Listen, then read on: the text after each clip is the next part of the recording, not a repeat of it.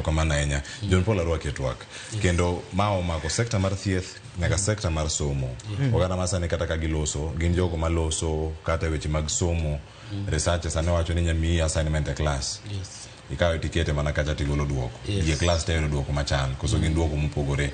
Iwacho ni e kinde ni mitiyo kod lony mar AI. Bende wanya neno ka nitiere duoko moko manya bedo ni opogore kata era mare bende nya bedo ni malo. Ahinya koso era na nitiere kar piny. Tiere kaka magi nyalo jiwo quality kata ndhadhu mag gigi duto mag thieth kod ndhadhu mag somo. Gigo sani ka ji okete mbui mana type tero duoko. Onge oganda madhi somo. En adier? Mano to en adier nikech nitie lure gi information ma ikete machine. Nikech samoro bende wacho ni garbage in garbage out. Koro mano bende nyaka ng'i malong'o. Lakini kalure gi wach mar artificial intelligence, iyudo ka data ikete computer. To en data mosebedo for some time. Koro iyudo ka computer ema somo kende, ng'iyo ni data ni nyoro not bet kama kuone ni kama, koro nyalo nono bo o predict gima dhi timre mbele. To mano timre mana ka koro nitie kamoro ma nyaka tim ni luongo ni analytics, data analytics. Koro data analytics ni ema koro miyo information midhi yudo cha odhi bedo correct kata odhi bedo wrong. Because kitimo wrong analytics tiyudo wrong information. Kitimo the right analytics tiyudo the right information. Koro yudo ka seche ma koro ji timo research tiyudo ka gima John Opio keto ka kod gima keto samoro lure gi kaka timo analysis to kod kaka timo analysis yudo ka ok odhi wuok gimoro achiel, but lure bende gi information modwaro. Okay?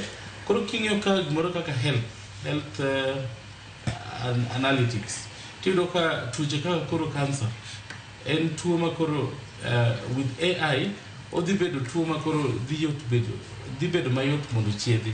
Nikech ka kuma koro ng'ato nyuole from the date of birth, iyudo ka artificial intelligence nyalo predict ni John ni kako nyuole ka to igni moko 30-50 mabiro onyalo bedo gi tuo mar cancer. Koro iyudo ka iyudo nafas mar geng'o tuono kapok ochopo. Koro mano e ber artificial intelligence. To bende kirango weche mag agriculture, iyudo ka tinde chon cha nwa pura pachi wacha ni koro jomdo mar abich koth chwe kora komo. Tiyudo ka artificial intelligence to bro nyisi ni wang' ni koth igani ng'eni koth chako chwe January. Koro ka artificial intelligence bro wacho ni wang' ni kikiri dwe mar abich, kom dwe mar ariyo kati kom dwe mar achiel. Koro mano ber artificial intelligence kiluwo weche mag agriculture. Kod kinde ka bende yudo ka kinde moko nwa komo to tuo mar wuok ni tuo moro mane nigi nying mar jasiasa. Tuo mane nigi nying mar jasiasa pinywa kocha. Iyudo ka bando ji nokomo to bando tho. Nikech tuo moro nowuok machamo bando. Koro igano onge ng'ama oyudo cham. Tiyudo ka artificial intelligence biro nyisi kiketo information to biro nyisi ni wang' ni tuo moro biro mabiro ketho bando, to tuo no kobiro to koro lokuru mbego mubidhi pidho wang' ni. Koro mano ber artificial intelligence. Sani kirango jomoero mpira VAR, iyudo ka tinde chon cha ne linesman nyaka chung to gima referee wacho no e gima wacho. Ka en penalty en penalty. Iyudo ka tinde to VAR query ni gino nokomako. Nikech artificial intelligence obedo applied kanyo. Nikech ni mpira kaki goy pile yudo ka koro technology nyalo somo ni mpira kubet kama to oseloyo, kubet kama to pok oloyo, kubet kama to ng'ani omako.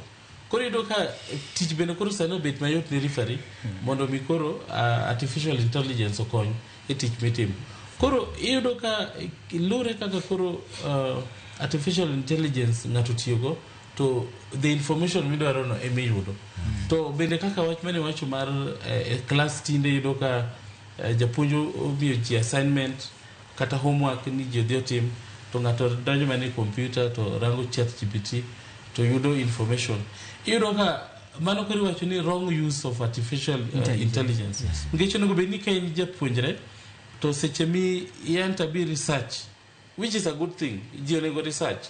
To onego bed ni koro in bende itiyo gi akili mari, nikech ng'ato ka ng'ato Nyasaye more than artificial. Koro itiyo gi intelligence. Koro itiyo gi intelligence, more artificial. Mondo mi iyud correct information. Koro iyudo ka seche ma itiyo gi intelligence ni to John bende tiyo gi intelligence ne, iyudo ka pachu ok nyal bet ni romre. Yeah? Iyudo ka seche ma untie class to ng'ato ka ng'ato nitie kaka Nyasaye nogwedho mopogre. Ubro mean the same thing but ok nyal bedo ni undiko gik machal. Nikech kundiko gik machal koro mano un robot, copy paste. Koro mago yore ma wanyalo ng'iyo go wach mar tiyo maber gi artificial intelligence.